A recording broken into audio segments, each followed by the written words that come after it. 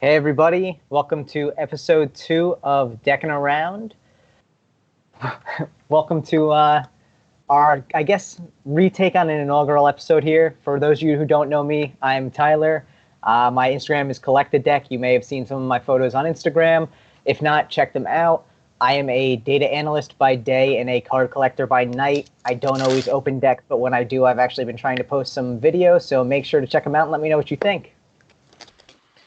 What up, y'all? My name is Steve, and I am Nothing Only Cards, and I am one of the owners of WoundedCorner.com. So if you ever need some open decks, some sealed decks, or whatever, any type of deck needs, definitely check out WoundedCorner.com. I am a photographer by trade, and yeah, cards are my hobby. So to start the show off this week, we're just going to give a quick shout out to some of the Kickstarter decks that got funded this week. We have the Infinitum deck, the Composers deck, the Royale Bicycle deck, the Trioria deck, the Alice in Wonderland deck. I back that. So definitely take a look. Those I'm sure will be on Wounded Corner at some point. The Slow Hands deck funded this week as well. The Centurio deck funded, and the Sirocco deck, which brings us to our special guest tonight. We have Nathan Oser on, the designer of the Sirocco deck, which is the most recently funded Riffle Shuffle deck. So without further ado, here is Nathan. How's it going tonight, Nathan? Pretty good. How are you? Not too bad, man. Super excited to have you on tonight. First off, I have to say that post you did earlier this morning with those quick sketch-ups for the for Collect the Deck and Nothing Only Cards on the Deckin Around show, those blew my mind. It was probably one of the first things I saw this morning, and it was a great way to start the day. Oh, so awesome. So good. That's fun stuff. I love that kind of sketchy look, you know. I'm a sketchy guy. It was really cool, and I have to say, I think a lot of that came through on the Sirocco deck as well. I think you really clearly a very close to your kind of heart kind of style. You brought it through on the Sirocco deck. I think it looked great, and it almost had a very like hand-drawn feel to it, which is real neat. Excellent. Yeah. The Sirocco deck and that are kind of different styles, but hopefully my own style kind of bleeds through, I hope.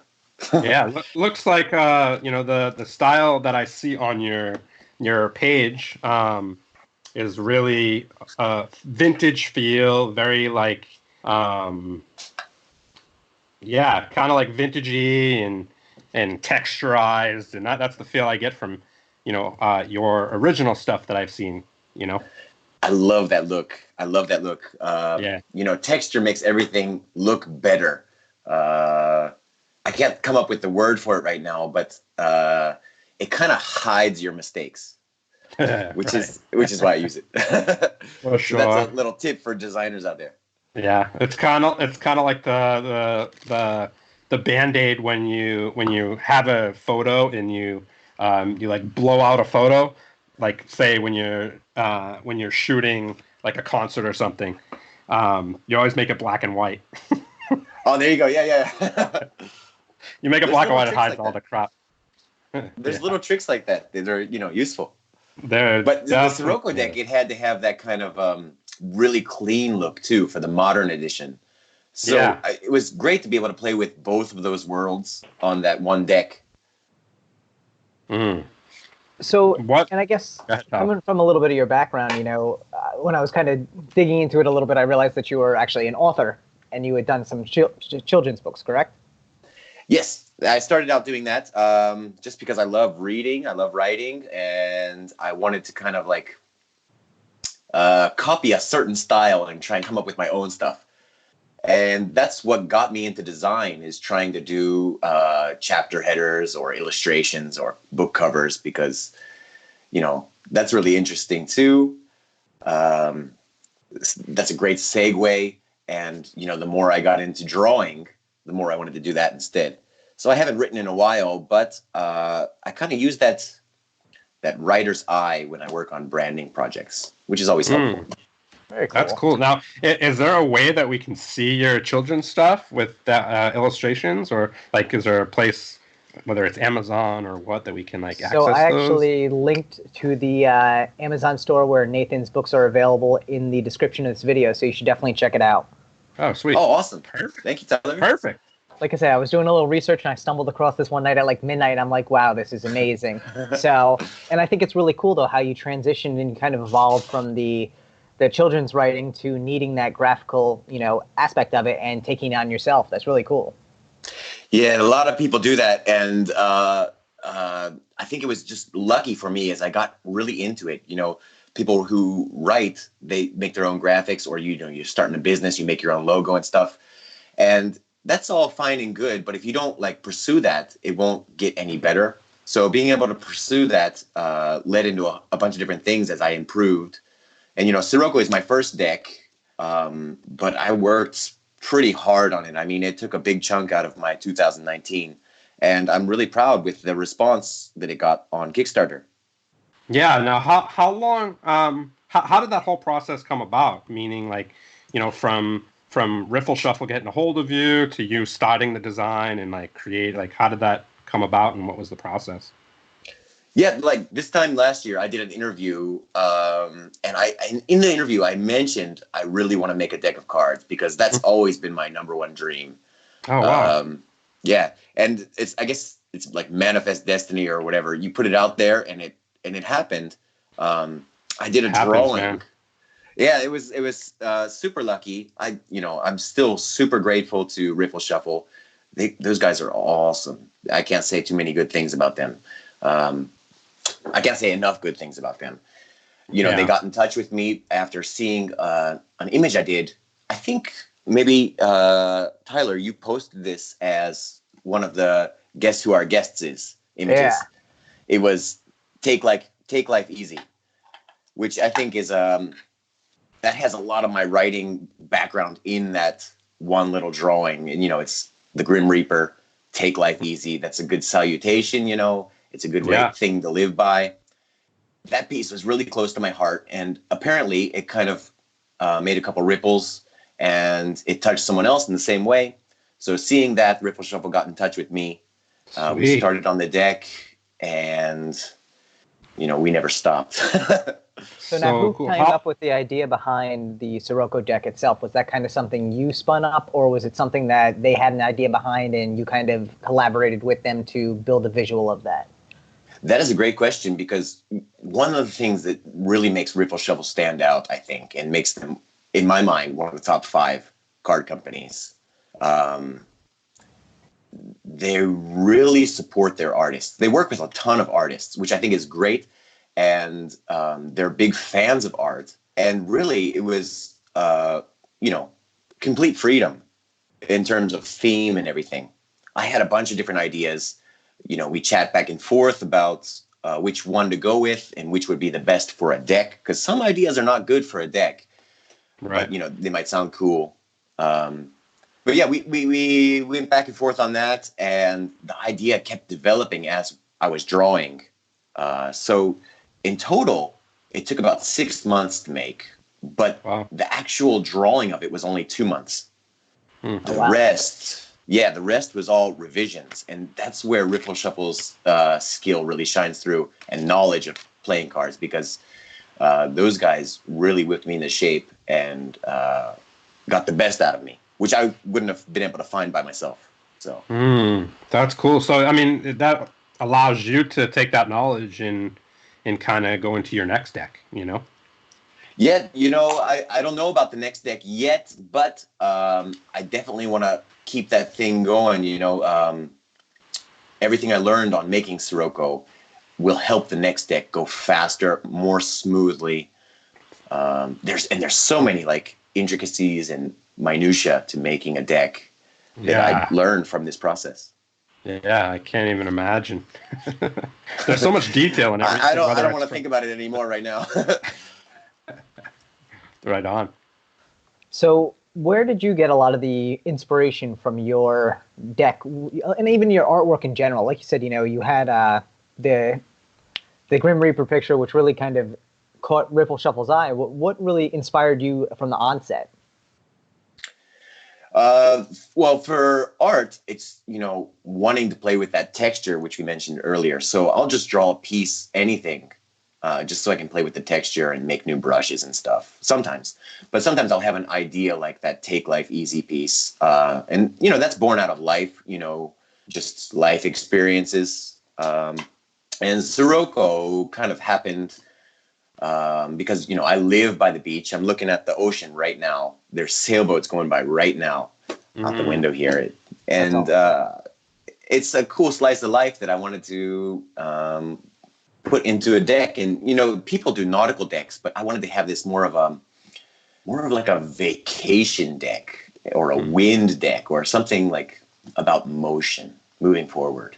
Nice. Now, what does the word Sirocco mean? It's actually the southeast wind that blows up from the Arabian desert. Not the Arabian desert. Well, the Arabian and the Sahara. And it's a really, really fierce wind. And it blows up through the Mediterranean. And it affects all of, Europe, I guess. I don't live in Europe, but this idea always intrigued me. And one of the things that kind of led into this deck is that idea of, George Clooney. He's an American, but he lives in Europe. He's got a second home there. I'm sure he has a yacht or two. There's tons of movie stars like that in the past. Errol Flynn. And I was thinking, what kind of deck would these guys use? We got to put some gold in there. We got to put some silver in there. That kind of thing. That's cool. That's cool. Where did the idea of the weathered... Oh, go ahead, Steve. No, go ahead. I was going to say, where did the idea of the weathered deck come? Because the texturing on that tuck is spectacular. I haven't even seen anything like that before. Oh, yeah, thanks. It works really well with the stock that we chose for that, too. The paper, I've never seen paper with this much texture on it. It's really like this kind of stucco feel to it. But yeah, I was drawing, and the hardest thing for artists, I think, is there are too many options. You got to narrow it down, and you got to focus on one thing. And I was having trouble with that at the beginning. And, you make a bunch of proofs. How does this look? How does this look? And we had different colors. We had different textures. And we both decided, this is going to be really cool. We got to make a texture version too. That's cool. Yeah, so that's where that started from. That's sweet. Yeah, it's really cool just seeing that stuff come into fruition and kind of talk to you about how the process was and how you chose the paper and how the paper actually brought that to life a little more. That was part of it, yeah. Yeah, let's see if I think we only have Matt and Rabbit in here right now, but hey you guys, you have any questions for Nathan? I think one of the cool things while we're waiting for them to chime in was the idea that the texturing on the weathered edition paper almost makes each deck unique in its own way because none of them are going to have the same cut of that stock, which means there's going to be dimples and grooves in that are going to be unique to each and every deck. Yes. I'm glad you noticed that because I didn't notice that until you just said it now. But that is very cool, yes. Well, and I think that's something that's always interesting about the idea of weathering in general is nature makes something unique in a way that can't be replicated easily in processing. You really think about it, like you go buy something that's weathered or worn down and it's machine manufactured, they're all going to be the same to some extent. When nature weathers something, it's unique in such a granular way. That's one thing I did think about with the weathered deck, and I went through every single pip on the weathered version. It's completely different. I did all of those one by one instead of just copying and pasting because I wanted that kind of random feel you get from nature. That's cool. That's rad. Rabbit has a question and wants to know if there's a story that the deck tells. Being that you're an author. Right. Basically, it's about starting a journey and sticking to it. And even when you think you're down and out, the wind is still blowing. It's that wind that's blowing at you so hard that keeps you going, so it's the hardships that push you on. Nothing comes to fruition without effort. Ain't that the damn truth? Right. I gotta apply that to more spaces in my life. For sure. Don't we all? Don't we all? Matt has a question. Did you draw inspiration from? Oh, go ahead. Oh, is this Bayou playing cards, Matt? Yes. Yeah. Oh, awesome. Yeah, he was my first kind of introduction into this collector's world. A year ago, I started following his live streams, and that was just so cool to watch. And I got introduced to so many new decks that I'd never even heard of, Dude, Bayou is an inspiration to everyone, that's for sure. He was one of the 2 people who guessed that you were the special guest. He was actually the first one to get it. Yep. Right on. Yeah. I like to think that we're pretty tight. I don't know too much about Matt, but I like to think we're tight. And I love his live streams because he has such like a broadcaster's sense for keeping things on track and just keeping it interesting, which I struggle with. Yeah, how no, dude, you're hitting it. That's for sure. His question was, did you draw inspiration from any other deck or deck designer for Sirocco? It's kind of an amalgamation of inspirations because I have my decks that I love, right? I don't want to name names because maybe some pieces are too close. Name it. Everything's original. Yeah, of course. Everything's original, but I love the monoline style, and I felt it fit well with this deck. I love everything from Illusionist. They just make gold. I love all those decks. So those are nice to look at and learn from. Yeah. What do you call that style? Like that? I mean, it's kind of like. I know it's a lot of it is like skeletons and like swords and knives. Like what genre is that? What would you call that? Which style exactly? Like kind of illusionists. Like illusionists? Yeah, like they have like a specific style, I don't know. I guess it's clean, minimal detail. Like the E deck has this kind of really esoteric kind of symbolism in it. I don't have the E deck. I wish I had one, but I love that because it's all boiled down to the simplest pieces. The art is, but at the same time, it's really intricate. So I guess it's kind of esoteric, stylized. I don't know. Yeah. Because a lot of their stuff has like the skeleton or like gothic kind of feel, I guess. I feel that, yeah. It's definitely like their own style. Like if you see a deck, you can look at it and be like, that would be an illusionist deck. Oh, you can totally tell. But in the same frame of you can tell the style is an illusionist deck. But you can see so many different variations. Like I have a small collection. My collection's not big, but I have pretty many illusionist decks, and there's stuff like the Talons. And you go from the Talons to the Rockets, the cardistry deck. Yeah. And then, right. And then you have stuff like the Rum deck, the Pirate deck, which is like a completely different thing. So that's actually part of a set of decks, which is actually one of my favorite illusionist sets. It's the Prohibition decks. So that's the Absinthe deck, the Rum deck, the Proof 52. Yeah. And there's another one in there, and those things are beautiful decks. Yeah, the Sparrows and everything. I love those. Those were, I think, one of Illusionist's first wave of decks. And I think it was a collaboration between 2 different designers. But I love how they're reviving those. It's way cool. Yeah, dude. The Keeper's deck. That deck is dope. Yes. I love that one too. Yeah, that Keeper's I love how deck blatant the marking system is. It's hard to see because it's small, but it's just so blatant. This is the 9 of spades or whatever. I don't even mess with markings because I have to squint to see what it is. I always get in trouble when I try to show my wife a trick and I put on my glasses before I do the trick. She's like, "You're looking at the markings, right?" That's too funny. It's a tough time with marked decks, especially because I think the best trick I ever saw with that to figure out what the deck's marking is to just flip through the backs. But then how do you see that on the fly? Unless you're really focusing on it. Yeah. Exactly. Yeah. This is why I'm not a magician. Well, the best systems I've ever seen are probably the Dealers deck, the Madison Dealers. Yeah. They have the little circles filled in on his logo. I love that logo, by the way. And it's got all the spades, all the pips in there, right? The suits. Mm-hmm. But the Knights deck, which is probably my favorite deck of all time, it just fits so well. The chess theme and the playing cards. It seems like such a perfect combination.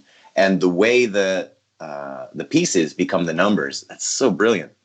Yeah, I think Madison is brilliant. I know a lot of people, have their thoughts about Madison, but the guy's brilliant.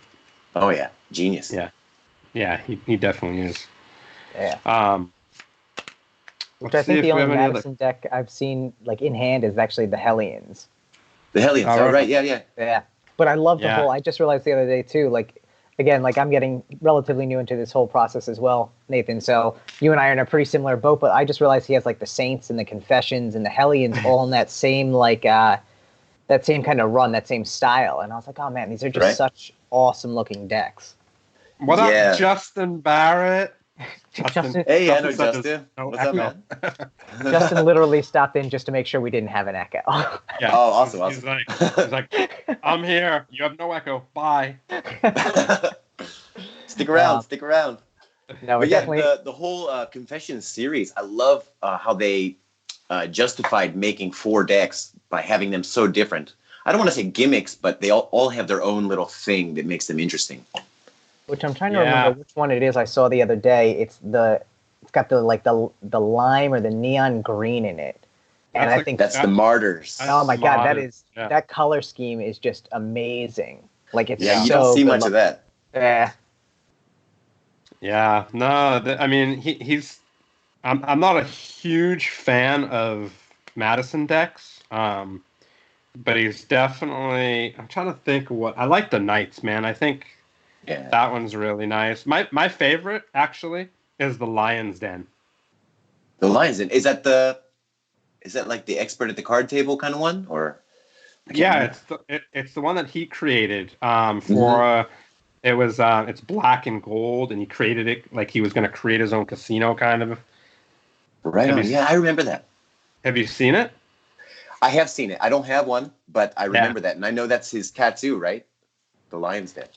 Yeah, it's a dope deck. I really like it. It's it's not your average deck. It has like 2 gold lines down it. Oh, it's really not like a border. It's just really, really cool. That's my favorite one for sure. Is it made to look like a book or like No. I'll show you. Steve's got one. Yeah, I bet he's got a huge shelf up there. That'd be awesome. Every once in a while, I catch a glimpse of his collection. It's pretty impressive. Oh, yeah. So this is the tuck box. Oh, yeah. I know that, yeah. It's got the scratch marks. No, they're just like really sharp. Oh, yeah, across the logo, yeah. Yeah. And then the deck is like a casino deck. I have seen this one. Okay. I love that simplicity that Madison always uses. Yeah, this one for me is just so strong. I really enjoy it, Yeah, way cool. Yeah, super cool. Yeah, I dig it. Obviously his standard courts. This is my favorite one. It feels great. It's nice and strong. Yeah. That's an older deck, though, right? Yeah, it's older. It's he didn't really print a lot of them because originally, he was going to do this brand, this Lion's Den Casino and Lounge brand, and then he kind of didn't do it. So, it was an illusionist deck, so he just didn't go ahead with it. I think one of the things you see with a lot of designers is as they get more into creating decks, they get sidetracked easy. Even with like a Bicycle, half the time Bicycle creates a new series, they never finish it. And it's just, I think there's so many ideas running around and it gets to be second nature, I think, to create the deck. It's a lot of work, obviously, but you get the process down, you get comfortable with it, and it's like, I want to do this, I want to do that. And all those intentions don't always come to, fruition. Yeah. Ideas can have a way to blow up, I guess, Yeah. Which I mean, that's one of the cool things, I guess, about being a creative, though, is you're never short on ideas. It's just you don't always have the ability to create them all. Right. Right. It's like Yeah. like I mentioned before, there's the hardest thing to battle with is the number of options. So you have like 5 ideas. Which one do you go with now? Which one do you save for later? That stuff is kind of the same. Yeah. No, for sure. Yeah. Anybody have any questions for Just, Nathan? Anybody? just Anybody? Justin asked if you were Swedish, which I told him I believe you're from the mid-U.S., right? Yes. Midwest U.S., yeah.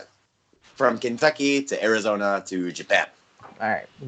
And I guess that's actually something Steve and I were talking about earlier. Having lived in Japan for a while now, I'm kind of surprised we don't see a little bit more Japanese inspiration in your design work. Is there really a reason for that, or is it just that your inspiration comes from other sources, I guess?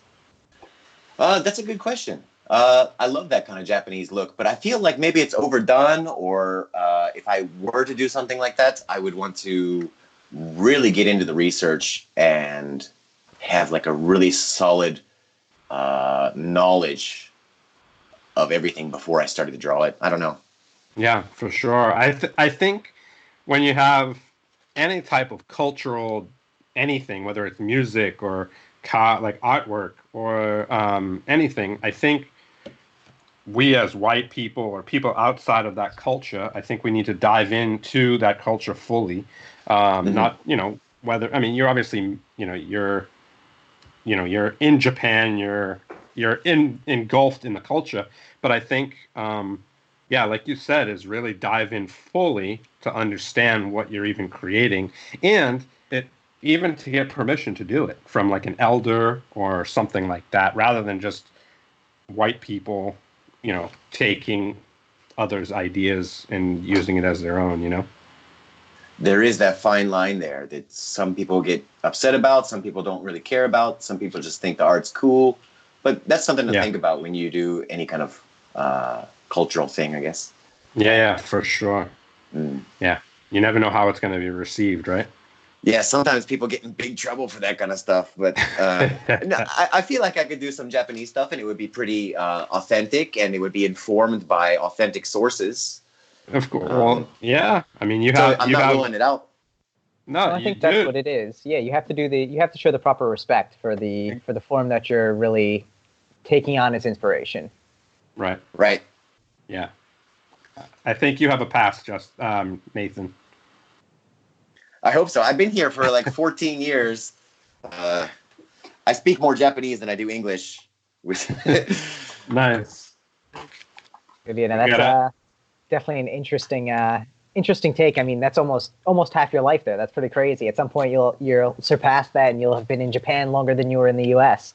Exactly. I was talking about that actually with my wife the other day, and we're like, "Oh man, it's been that long already." But time flies. Yeah, that is crazy. Now, did you meet your wife in Japan, or did she come over with you when you went over? My wife is Japanese. We met here when I was studying abroad at university. So. Oh, so cool. That's very cool, man. That's rad. What up, Ali?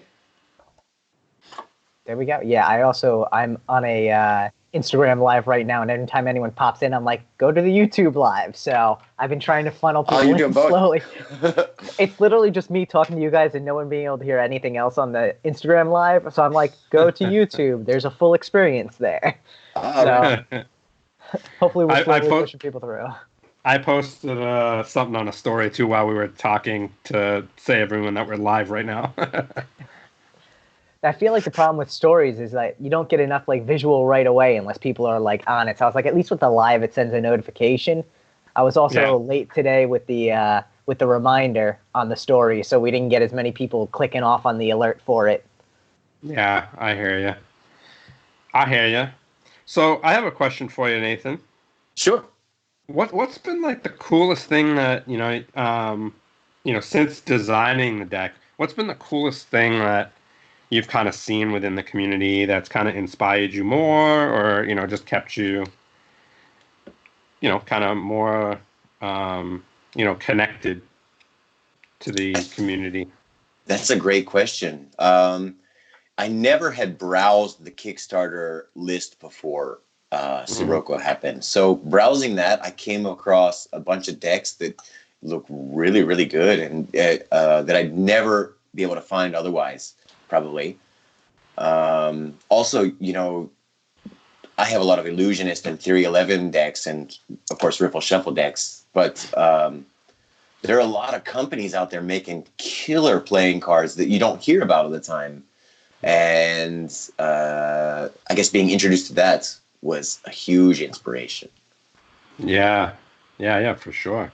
There's so many designers that, I mean, obviously Riffle Shuffle being, a great example. There's so many designers that nobody knows about that all of a sudden are being pulled in, like yourself. Here's someone who's a great designer that nobody knew about, and all of a sudden, here's a deck, and who knows what else is going to come from you. You know what I mean? So, yeah, it's a completely different world. Like, you could be a designer, but if you design playing cards, it's like a different animal. I mean, for sure. Yeah. Ali wants to know what makes a deck perfect. Like top 5 things you would say. Of decks you're looking at that this is perfect for me to buy, kind of thing, or is it more like perfect design? Or what do you think, Ali? You want to specify that? Do you mean design wise, or do you mean purchase, or? I think that can go both ways depending on how you're asking it, for sure. Because as a designer, I'm sure it's tough to find perfection in your work. Right. Yeah, that's tough. Yeah. What do you guys think from like a buyer's standpoint, like or a collector's standpoint? Oh, this is the perfect deck to add to my collection, or this is perfect for me right now, or what makes you guys? What's that kind of selling point for you? You go first, Tyler.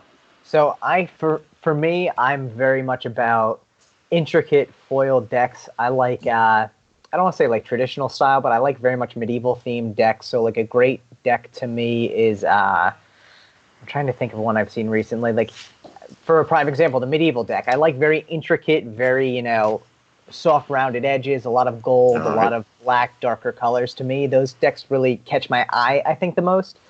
But some of the decks that I've picked up recently that I've really enjoyed, I think one of them is like the Ellen deck from Theory 11. I saw you mention that, yeah. Oh my god, it's probably one of my favorite decks I've got. That's cool. And that style of all their like name brand decks, the Neil Patrick Harris deck, the Saturday Night Live deck, all that kind of stuff. I think those are made by Harold Apples, Adam Moore, but his style is just so applicable to many different outlets, and it's perfect for playing cards. I love those. Yeah, no, I totally agree. I think, for me, one of the big things is it definitely has to be clean. It has to. I'm not a big fan of dark backs, dark faces. I don't like. I like white faces. It just keeps them clean. Whereas when you're using them and there's dark faces and backs, it kind of gets kind of messy. They look, all banged up and stuff like that. So like my first thing is, I don't get drawn to dark decks. Okay. But there's, I'm open to a lot of stuff. I really like Nox, which people make fun of me for. Nox is a very simple deck. It's very plain, but to me, it's very classy because it's very basic, right? I totally agree. I like the classic, the color palettes. I'm a photographer, so I'm always working with color, but I like the price. The price is spot on. I think it's a cheap deck, so you can go through it, and then buy a new one, and it's still cheaper than buying, third way deck or something like that, but I also like low check decks, which are super intricate, super detailed, super decked out and gaudy, so I think I do like the humanized court cards. I don't like too much craziness going on with the court cards, and I kind of stay away from the medieval stuff and like skeletons. I'm not like, I don't follow that stuff. I'm more of like the humanized stuff. That's my style. Yeah. Lautrec is one of the artists I didn't know about it until kind of like watching these live streams with Matt and you guys. And I love his use of color. And the way he designs stuff like posters. I don't know. But it's so intriguing, and it's not something you see every day. That's so cool. Yeah, he is next level. And so he's actually a prime example of that style that I really like, the gold on gold oath and the gold on black oath decks that just came out. The very ornate and intricate style. I have to say is that one right there? Yeah, so this is the gold on gold. Yeah. Which is a great looking deck to me, I think, and this is going to almost not do justice to the style that I really like, but imagine something you see in the scroll work of like a wrought iron fence. That's really that very like twisted, intricate, but also like old, like fleur-de-lis and things like that. That's the kind of like real artwork I enjoy on a deck, because I think it builds so much intricacy into the artwork itself. I totally agree. Sure. Yeah, I hear you. With Sirocco, I was trying to find a way to include those sort of flourishes and everything, but do it in a unique way, because everyone has the acanthus leaves, the curling leaves, and everything, and flowers. And maybe in the future I want to make a deck with tons of those, but I wanted to keep it more ocean-like, and I did some like coral motifs and stuff, and that was really fun to explore. I saw. Go ahead, Steve. No, you go. But so I definitely think with the color pattern you used on Sirocco, it brought that ocean feel to it. I mean, I think not only do obviously the courts look very nautical themed, but the deck itself with the colors you chose, and both on the top and the cards, it really does have that nautical vibe. So you crushed it. Yeah. Awesome. I saw actually on the kind of like, I guess the beginning stages, like the rough drafts of the Sirocco deck, I saw a lot of the kind of the floral patterns on some of the other decks that you used. Like in the process video, I guess, or? You had like an Instagram picture of like the 6 decks. That's right. Yeah. Yes. So that's what I'm talking about. The deck, I made the deck in 2 months, but it took 4 months extra of revisions. Right. So the back design is so important. We did a bunch of versions of that. And all those I put on Instagram. Those are actually, I ran those through a filter to make them look a little bit more messed up. But I brought all those to full render. But they just weren't clicking. So that exploration is so important. And I think that's what Riffle Shuffle really helped with the most, is that revision phase and finding the right elements to put in there, the right balance, the right density.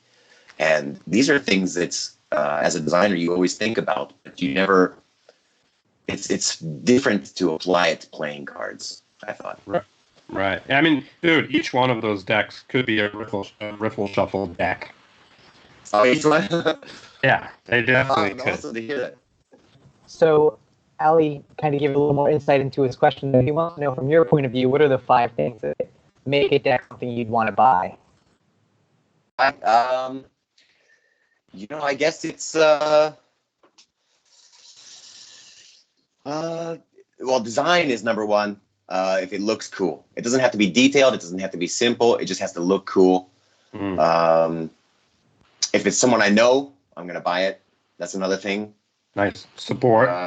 Yep. What else? 5 things, I guess.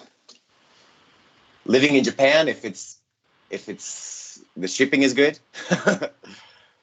If it's not super hella expensive to ship. But there are some decks, like there's one on Kickstarter now that I don't think gets enough attention.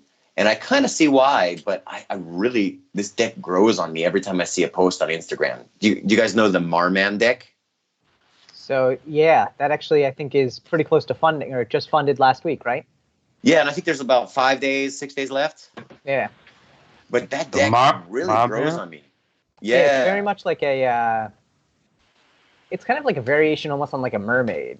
It's very interesting deck, though. It's very nautical. Kind of gives me that Aquaman feel. Yeah, I feel that. I feel that. And at first, I kind of balked, but the more I look at it, the more it kind of sticks to me. And the colors, of course, are kind of rare for decks. I mean, you don't see very many orange decks. But you can tell the artist is really, really good.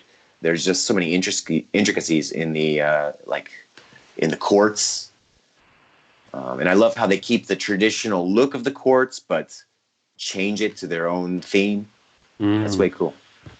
Yeah, everybody who's listening, sorry, we usually would pull up the deck that we're talking about, but Tyler's on location right now, so we're not able to pull that in. But in the future, if we're talking about a specific deck on Kickstarter, we'll pull that in while we're talking about it. Yeah, next week we should be back to usual production. Right on.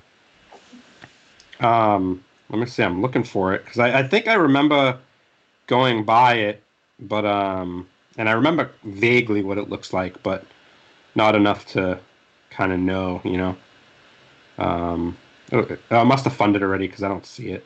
Oh well. So Mike said there's 4 days left on it. MARMAN. Yeah. You should be able to pull it up. Yeah. What is MARMAN? Yep. All right. And Ali says you should take a look at his deck as well, Nathan. Faith playing cards. Faith. It's not on Kickstarter though, just so you know. Yeah, it's on Instagram. Yep. I will check that out for sure. Okay, my man. Oh yeah. Yeah, he's been posting a lot on Instagram, trying to get some good visibility behind it. I think it's fully funded, right? Yes. Yeah, so he's just kind of riding it out now until it actually completes, which I think is awesome. Yeah, he had a low goal, which is good, like a reasonable goal, which is good. Yeah.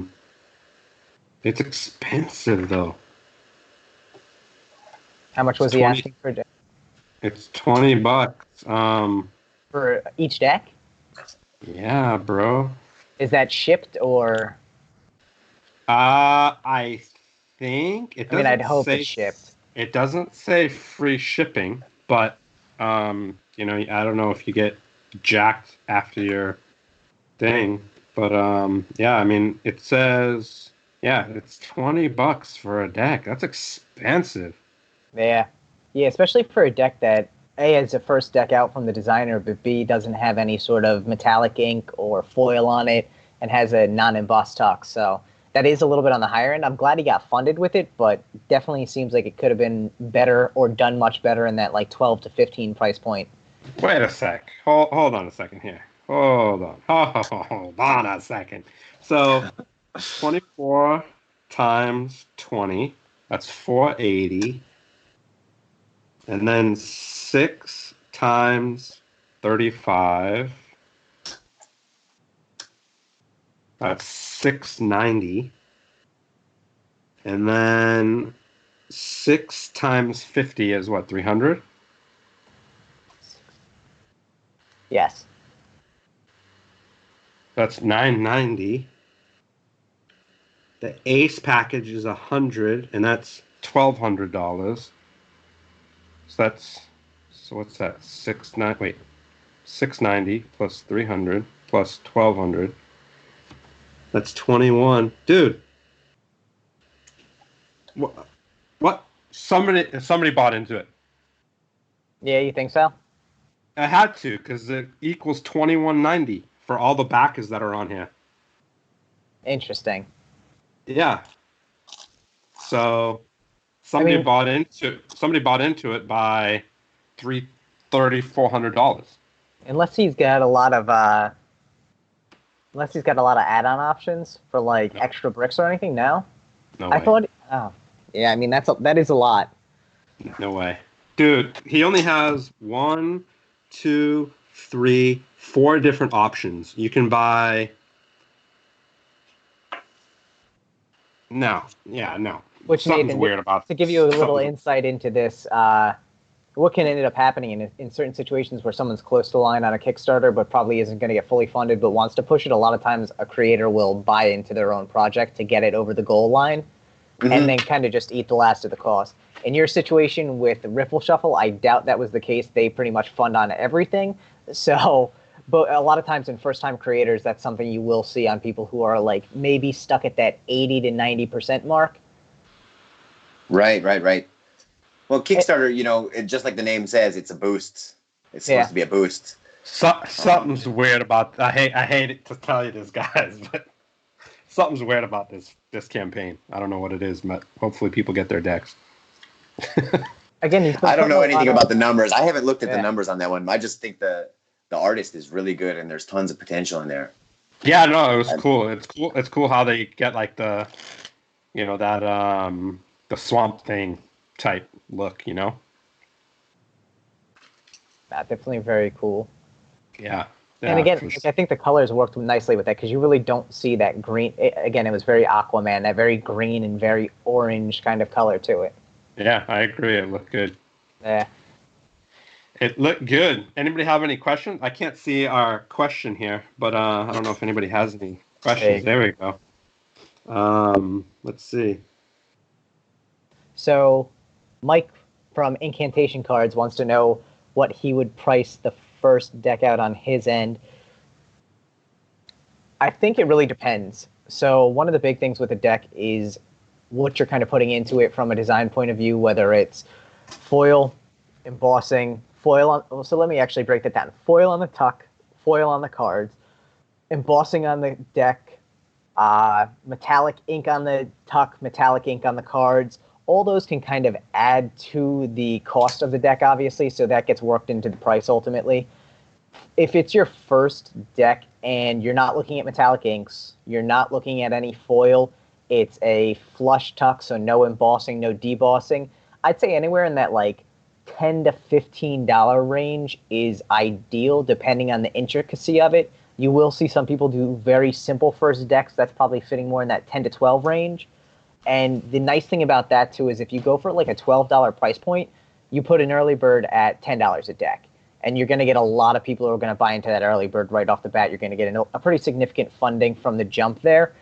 After that $15 price point is when you start needing to use like metallic ink. And then you get to the $20 price point, you throw some foil and embossing on it.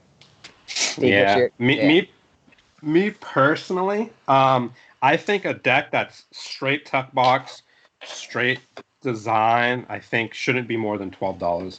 I think what happens is, because for me, once you, especially if you designed it yourself, I think what you do is you make the goal, whatever it is that is 100% of what you're going to have to pay out for the amount of decks you're getting, how much Kickstarter is going to charge you, and obviously if you paid a designer or if you designed it yourself, but your goal should be lower. You don't want a high goal, and I think $12, like you said, Tyler, I think $12 is the key price point. Your early bird can be $10, because once you stick shipping on top of it, so let's say $5, $4 for shipping, $5. If you come in at $14, that's $19 for a plain deck that literally probably costs $4.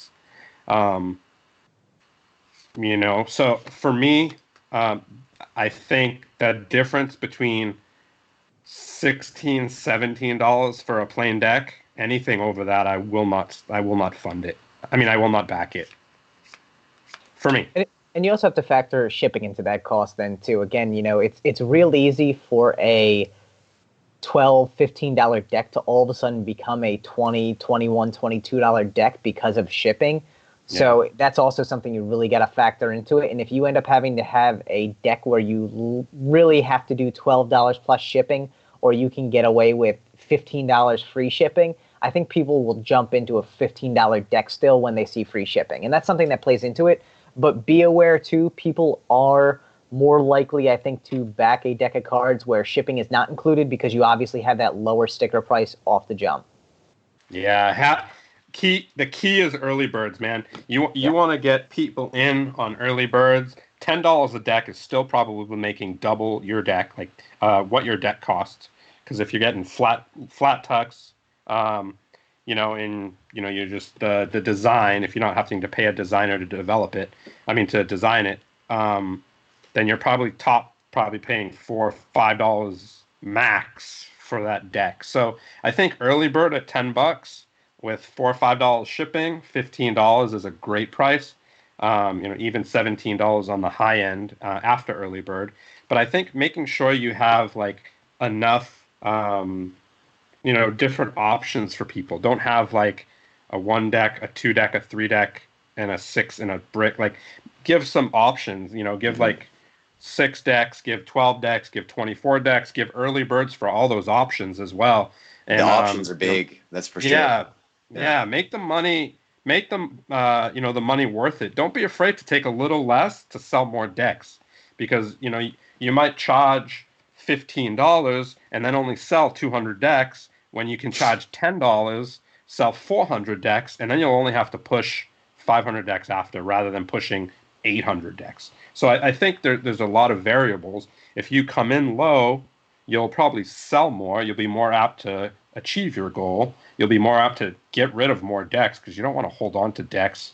You don't want to sell them to Murphys if you don't have to, because you're going to take a lot less than you would if you did a Kickstarter at even $8 a deck, because you're not going to get that from Murphys also. So I think a lot of that, you need to just be aware of. Come in at a good price, offer really good early birds and a bunch of options, and just sell your decks, man. Like, I think that's what it comes down to is... that sounds like the way to do it. Yeah. Yeah, just get the decks in as many people's hands, and if it's cheaper, more people will buy it. Yeah. I mean, unless you have a limited run deck, which in theory all decks to some extent are a limited run because you're going to go to USPCC or Cartamundi and say, I want to print 1,500, 2,500, 5,000 decks. But it really is a volume game unless you're coming out the gate saying, I'm only going to print 1,500. If you're not printing a limited run deck, you want to sell as many as possible so you can continuously tier up with your printer, because it's going to reduce your price significantly. That's what I was going to say too. Yeah. That's so much to consider, like, especially for new designers. Sometimes you can't always afford like a front payment for a large print run. But if you can, that'll save you a lot of effort, and it'll make the per unit price a lot lower. Yeah, for sure. It really does come down to doing your homework on it too, because I mean, there was one deck just recently that went on Kickstarter, and I for the life of me can't remember what it was, and I wish I do. If I do remember, I'll throw it in the description down here. It was a deck that went on Kickstarter. The price point was just too high. Basically, someone reached out and was like, who are you using for your tuck? They were going through USPCC for an embossed and foiled tuck that basically put the price point at $18 a deck at the retail end. They ended up canceling the Kickstarter, talking to Gambler's Warehouse, were able to knock like $4 a deck off their cost because of the tuck creation at USPCC cost, and then kicked it back up, and they were able to sell the deck then for $12 a deck. Yeah, I mean, that's crazy that USPCC charged that much. I think it was because it was really a very custom tuck that it was kind of outside of their wheelhouse. Most people for like very nice tucks now are either going to Clove Street or to Gambler's Warehouse or to any of these other custom shops, because USPCC really does kind of charge a premium for that stuff. And again, not to say that their quality isn't good, but their cost is not competitive in that aspect. Yeah, I don't think it was Omen, Justin, because Omen isn't foil and all that stuff. So yeah, I'm trying to, you know what? I think. I'll take a look after the show and let you know. I can't remember right now. I want to say there was like a black tuck on it, and like I said, there was some foil work to it. It was a really nice set of deck of cards, but it just at the price point, and that was the feedback they got. And thankfully, they were very open to the community's feedback there as well, which I think is important as a designer. Getting yourself involved as much as possible with the community, especially if you don't have the backing of a pretty big company, is going to help you get feedback that you wouldn't get otherwise. So being very open to that. I think, Nate, you did a great job with this. Even though you had Riffle Shuffle to help you with it, you got involved, and really, I think that helped a lot. Your deck would have funded either way. It's an amazing deck, but I think it really helped to have that aspect of community involvement and get your name out there and get your face out there and have people see, hey, cool, this is the guy who made this awesome deck. Yeah, it's really good to be integrated into that, and it helps with it might not be visible in all aspects, but it definitely helps with the design, with the marketing. All that stuff is, being involved and actually liking what you're doing. I mean, tons of people would be better card designers than I am. But it depends on if they're into cards the same amount or whatever. I think that's a big part of it. Yeah, for sure. Let's see. I'm new to I the will say card though, scene. I will say real quick, there are a lot of hidden costs that you might not expect when you do a Kickstarter though. There's a lot going on behind the scenes. And like you mentioned, Steve, too, you got to have those tiers. You got to have that variety. With Sirocco, we had the gilded decks at the end and the collector's box and stuff. And that stuff almost didn't happen, but I think it gave a big boost to the whole Sirocco project in general. Yeah, so I'm glad we did the box set and everything, and it's totally worth it to go that extra mile, as it will help your original decks. Yeah, for sure. I think adding gilded to any deck, people love gilded decks. I think if you do a limited run of them, 100, 50, 25, whatever it is, people are always, down for buying into those gilded limited versions of the decks, whether it's custom seals or add-ons of any sort that is added on with those goals. I think Ali is asking that. Do you think as a first time on Kickstarter should add extra goals? What do you want to answer that, Nate? I would say for sure, yeah. Even if you can do just the littlest thing, like we did the gilded decks, but the gilded decks they also have, for each version, it has an individual seal. The seal is different, the design is different, and they're all individually numbered 1 through 75. And I think one of them actually has silver ink on it. The modern edition of the gilded. But yeah, the more you can change and the more variety you can offer, that's going to and in package deals, that's going to be more appealing to the audience.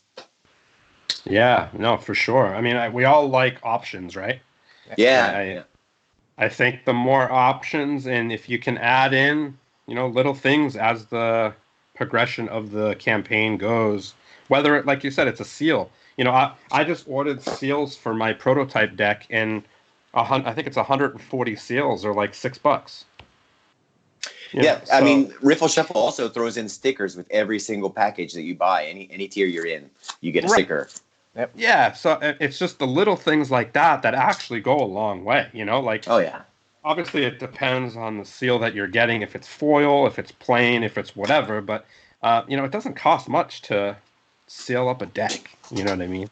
Well, and I think to that same kind of vein there, you have to be reasonable about your add-on price as well. If you really think about it, look at Nathan talking about your collector's box. You had basically it was an $18 add-on. If you didn't have it filled with decks, $18 for that is ridiculously reasonable. Like, that was a no-question buy for me. If it had been 20, 25, 30, I would have been like, I don't know. That's the cost of a couple decks. But $18 to add on a really cool custom box that you can keep a half a brick in, no-brainer. At the same time, you have what deck just popped up? The Trident deck. They just put out their add-on, which is granted, it's an acrylic puzzle box that holds 5 decks, but 6 decks. 6 decks, sorry. Yeah, five deluxe and a gilded, but they're only selling it full of decks, and it's what, $200? Yeah. So that's a very high price point for something that's an add-on that, unless you're really only planning on 5 or 6 people buying, it's not pushing the needle as far as you're hoping it is. Like, something reasonable but cool, like stickers, like custom seals, like anything small, but anything creative and meaningful, I think has just as much an impact as some of these big things you see sometimes. I think there's a lot of different plans to go with. I mean, for the Trident deck, I'm sure that's probably more suited to the audience than the Sirocco deck, which maybe has a different audience. So, you got to kind of look and I don't want to say play it by ear, but you got to feel out the audience and figure out what's going to be the best. You know, I would love to have that Trident box set. I don't think I'm going to have it, but that thing is dope. It is dope, but I don't want to spend really $200. No, and I think that's the thing. All considered, like, you really have to, and it's funny because there's a lot of people in the community who are going to be the ones who are going to buy that add-on. It's probably the same people across most of the campaigns. As much as you may think the difference in taste there may mean you're getting different people on it, probably like the same 10, 15, 20 people within the community who will always be buying that top tier, like backing tier or top tier add-ons. And those are the people you speak to with that. But a lot of times, like even with this one, and the reason I brought up the Trident is there was actually a lot of negative pushback from the community because of it, because people felt that it was unattainable. And as their first real add-on to it, you're basically pricing out 95% of the people who are backing your project. Right. And like I think there is with decks like that too, especially there is kind of an expectation to have some kind of like, you know, people love ownership of things. You know, you watch a movie and when kids are like, I'm this character, I'm that character, I'm this character, whatever. But that gives the person who does buy that the kind of ownership of it, or kind of like this, I guess it's a mark of status, or, you know, it's like a point of pride to say you got it. You're one of the few people who got that. So that's goes along with the whole like making it limited, or even like gilded decks making limited editions and that stuff. You get in on it first, and you're one of those guys, and you know that makes the end user even happier. So, in some cases. Yeah, no, for sure. And Ali, yeah, I mean, a lot of people go on their own. You know, most people don't have the backing of Murphy's or Riffle Shuffle or something like that, and that's okay too. You know, you don't have to have this intense puzzle box, or you know this this crazy brick box or something like that. It's just, you know, you can get custom seals which aren't that expensive, you know, and the backing of the project pays for that stuff. You know, you can get seals for, you know, under $100 for whatever, 1,000 decks, you know, or 2,000 decks, or whatever it may be. So it's just like the little things, you know, stickers, you know, it could be uncut sheets as an add-on. You know, those don't cost anything. It's definitely free, and you know, it just comes out of the amount of decks that you get total. So there are things that you could do. You know, maybe you can, you know, have little posters made up of the original artwork of your Joker, or you know, I know Nick Nisco did that with his hydrogen deck. You know, so there's definitely options that you can do. You can get magnets. Lots of people have T-shirts. They make coins, collector's coins. I see all kinds of stuff like that, and I think those are great. I would love those coins too. Yeah, for sure.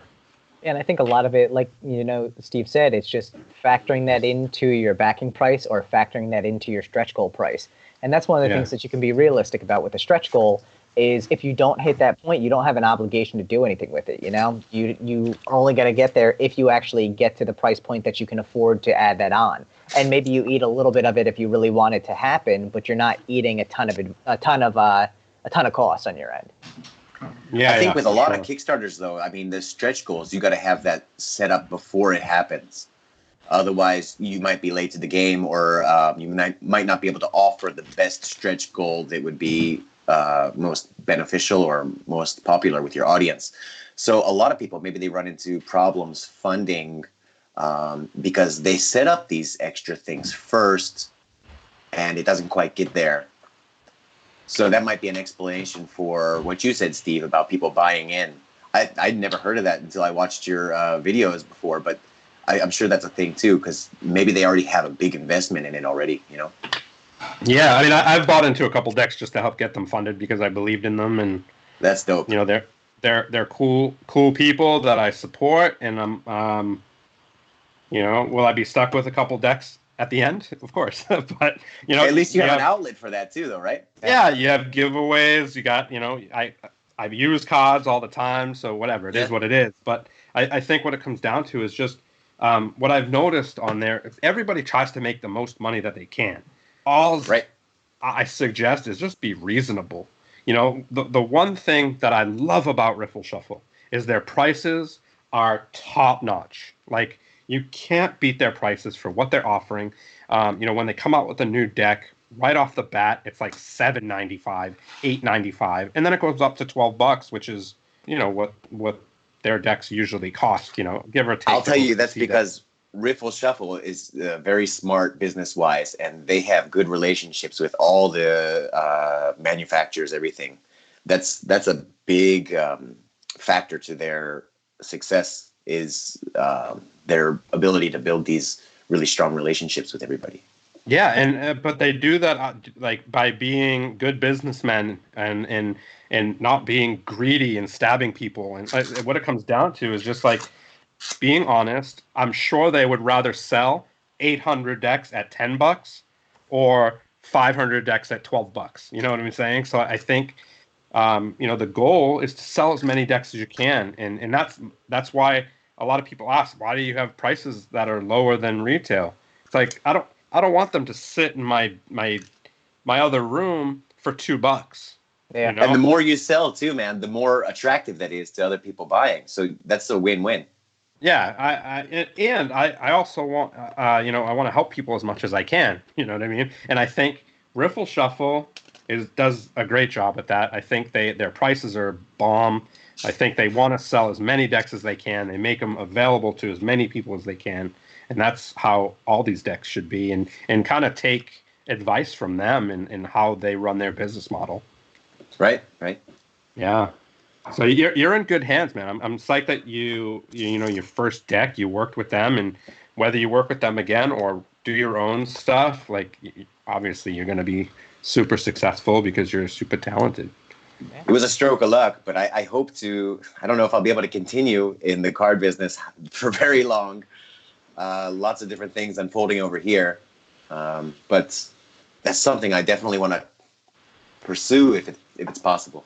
Well, you know what? It's also dude, we're going to force you to do another deck. We're going to force you. You can always design another deck and then keep it in your back pocket until you can print another one. And I think that's the good thing about it is playing cards aren't going anywhere. They've been around for hundreds of years. If you can't do another commercial push for another 5 years or something like that, it's not going to go out of style. That's true. Yeah. Cards never go out of style. That's one thing for sure. And that's one thing I wanted to ask you guys, actually. It always intrigues me how the old companies, USBCC and the Daughtery decks, how they made so many different versions in the past, like Steamboats, Congress, or whatever. And there's so many, but the ones that kind of stood the test of time are the bicycle deck and the tally hose. So, like, if there's in this resurgence in the past 30 years of custom decks and stuff, if there's any kind of decks that you think would stand the test of time and then people will still be having their drawers at home in 100 years, what decks do you think that will be? So, Steve, I'm going to let you field this one first because I took the other one because I got to think on this a little bit. I don't even have to think. It's going to be the same exact decks. And the reason why is because everybody is so familiar with those decks. You can get them anywhere. You can get them at CVS. You can get them at the dollar store. You can get them anywhere, at hotels, in the lobby. Well, I'm thinking hypothetically, the next deck that's going to last as long as those bicycle decks, tally-ho decks, that kind of thing. Theory 11. Just as a volume game, I think it's Theory 11 because they'll stand the test. But any one style, because probably the Monarchs because it's their biggest push. They have multiple colorways, but there have to be tens of thousands of blue Monarchs out there. Mm-hmm. It's definitely the Monarchs. They've been in movies. It's a super classy deck. It's a standard design on the faces. People recognize it from the movie. Monarchs for sure. Yeah. Well, right. $10. It's $10. Yeah. And I think that's an awesome thing about the deck. You even look at this is Steve. We've talked about this one too. Like all of the special edition Monarchs that have come out previously, which some of them now go for $200, $300, $400, $900. Other than one of them, they've all been available through Theory 11 as $10 decks. Yep. So some of their decks and granted, some of these decks were from last year or 2 years ago. Some of them maybe 4 or 5 years ago, but these relatively new decks are high value collector's items that people are going to protect for a long period of time, and that alone is going to make sure that a lot of their decks are surviving. Preserved. Yeah. Yeah. I agree. Yeah. Yeah, for sure. Sweet. Anybody have any last minute? We should like wrap it up in the next couple minutes. We've gone.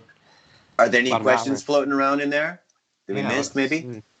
Allie, that question actually is in the beginning. We don't want to go back and answer questions just because it will take up time for new questions. But if you go back and listen, he definitely answered that question in there.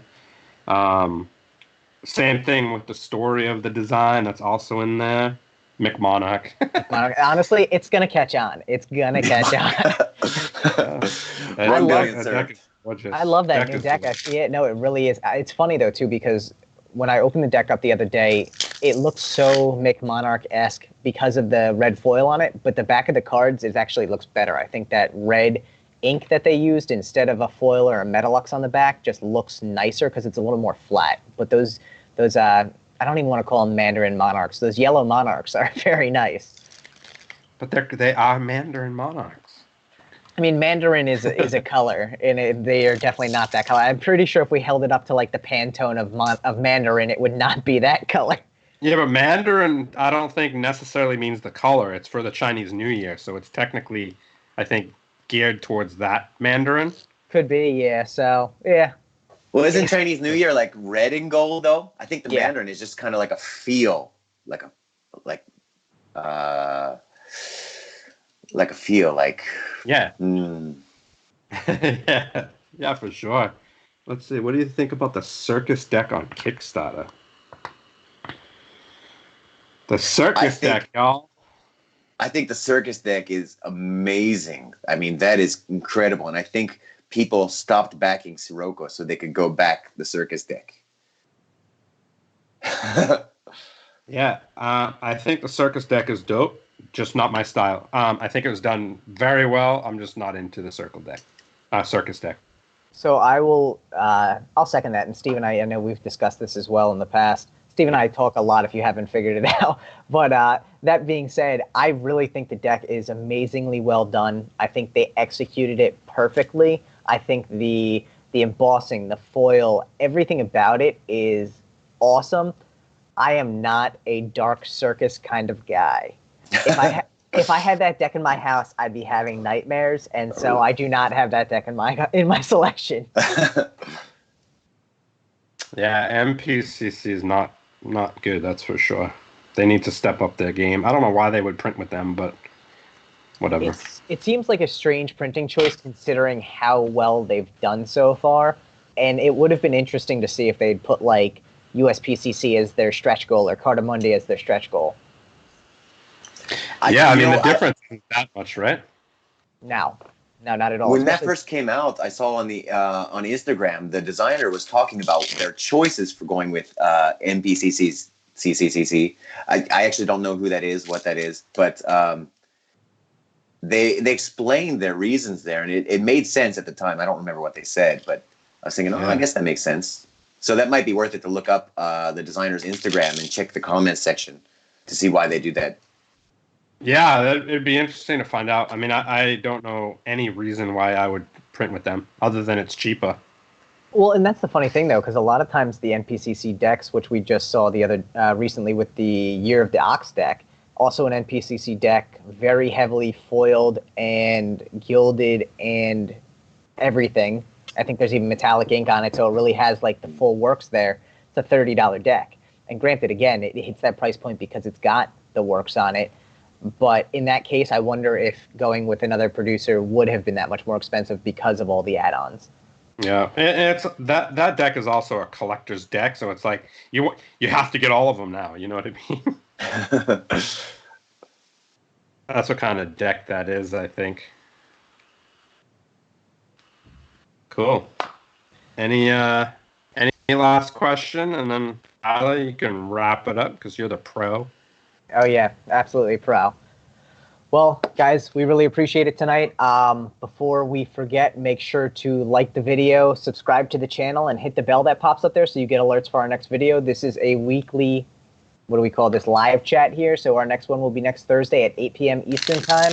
We absolutely appreciate any feedback you may have for us. So feel free to comment on this or hit up Steve and I on Instagram. We will always chat with you guys about the show, about cards, about anything. I would highly suggest you hit up Nathan also because he's an awesome guy to talk to. Clearly, we went through a lot of fun stuff tonight, but I'm sure there's more you can pick his brain on. And Nathan, thank you so much for coming on tonight, man. We really appreciate you coming on. We appreciate those awesome sketches you did this morning, and it's been a fun time, man. It's been a blast. I've really enjoyed chatting with you guys. I'm always on the other end watching, right? So it's cool to jump in the conversation. Yeah, dude, thank you so much. We appreciate it. You're amazing. And, we'll definitely look forward to seeing what comes next out of you. Yeah, same here, guys. Well, thank you very much, Nathan. Guys, thank you all for coming to the show, and we will see you next week.